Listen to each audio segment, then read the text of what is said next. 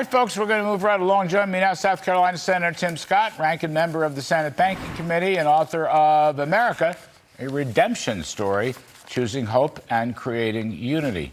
Senator, this is, let me just put some sound on the board. You were kind of roughing up Jay Powell. It was a lot of fun for all of us to watch. Let me just play some sound, get you to comment on it. Yes, sir.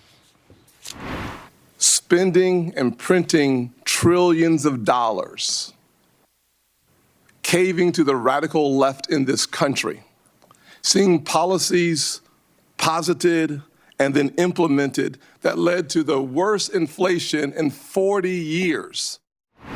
So I had Senator Kennedy on last night on this same subject, Jay Powell, and he said that Jay Powell should go on Amazon and buy a spine in order to stand up to the big spenders, you know, most of whom are Democrats, although not all of them are Democrats.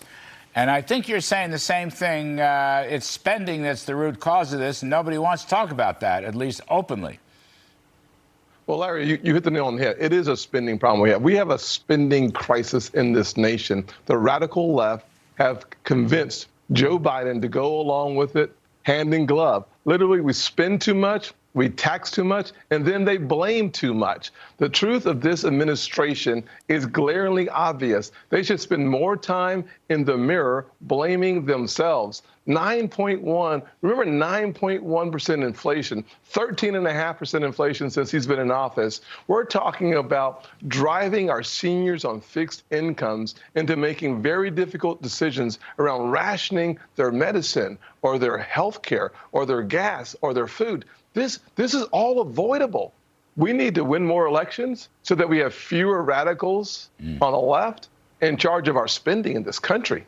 Well, how about, listen, whenever I talk to you, I think you're a supply sider. You're a free market guy. So we should spend less, we should tax less, we should regulate less, we should keep the value of the currency. My point is, Jay Powell is in a difficult spot. He should just stand up and say that. Like, stop spending. Paul Volcker used to do that. Alan Greenspan used to do that. You know, that's what Senator Kennedy was referring to last night, or we were having a back and forth about it. He just, you know, Powell should just, what the heck? He's got this job for another couple of years. Do it the best you can. It's not about crushing the economy. It's about stopping spending and keeping the inflation pledge so people's living standards will hold. Well, Larry, you're talking about the secret sauce of American progress. It's telling the truth. If we spend less, people keep their money. If they keep their money, we grow our economy. Why do we grow our economy? It's because you know how to spend your money better than we do. It's the most effective and efficient way for us to use capital. You can't use it twice. You can't give it to the government and to the private sector. I say let the people keep their money and watch the American economy go boom in a positive way. So that's a great economic growth and prosperity message. Okay? It works. And of course it does.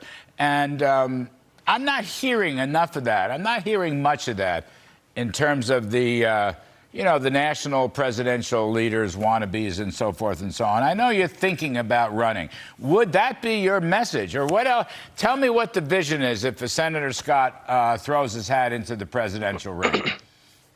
Well, Larry, the blessing of the good Lord to be born an American is like winning the lottery of citizenship. As I look into the future of this country, the one thing I can tell you is we know that lower taxes creates more revenue to every family. We did it from 2017 to 2020. We saw $4,000 more dollars being kept by the average person in this country. We saw a single parent's household tax burden go down by 70+%, dual income householders by 60%. If we had an incentive-based economy where we provided the incentive of lower taxes, I believe we'd have more capital off the sidelines, creating jobs, investing in the long-term health and viability of our country, and then we would win the global competition. We have the greatest entrepreneurs and minds in the world. We need to let our innovative economy, we need to set it free. And if we had a tax structure to do that and a regulatory environment that was responsible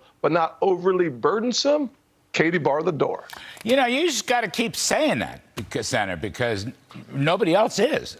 I mean, there's hints, okay, don't get me wrong. I don't want to. I'm not taking sides or anything, as you know. I believe, the more the of course. merrier, and the best person's going to get the nomination, and hopefully throw the left wingers out in 2024. But no one's really talking about incentives and, for example, attracting global capital. They should, but they don't. And I want to just ask you, because I know one of your other things is the success of the enterprise zones. Enterprise zones, minority business development. That's terribly important. Absolutely. In the freest, fairest land on God's green earth, if we had an incentive-based economy, specifically like my opportunity zones, we've seen in just 2019, $29 billion flowing into the hardest hit economic areas of the country. And what happened in 2019? We had the lowest level of poverty ever recorded in the history of the country. Why? Because great economists like you, Larry, understand and appreciate the necessity of the Laffer curve. The lower the taxes, the higher the return. And so when we give people that opportunity to invest in each other, it shows that we have faith in America, faith in our future, and faith in the free markets. It is the marvel of the world. We are the country that redefined poverty every place on the globe. We can do it again, starting at home, by having an innovative, creative economy with incentives that encourages people to invest now and not defer it, but invest now. So I have a lot of opportunities to talk about the success of the opportunity zones. I never pass up one. Good. It's one of the greatest stories not told. Well, Senator Scott, I hope you get that megaphone out and go on ahead and say what you just said on this show, because it needs to be said. Yes, sir. I'm not really hearing enough of it. Art Laffer always says this, and I agree.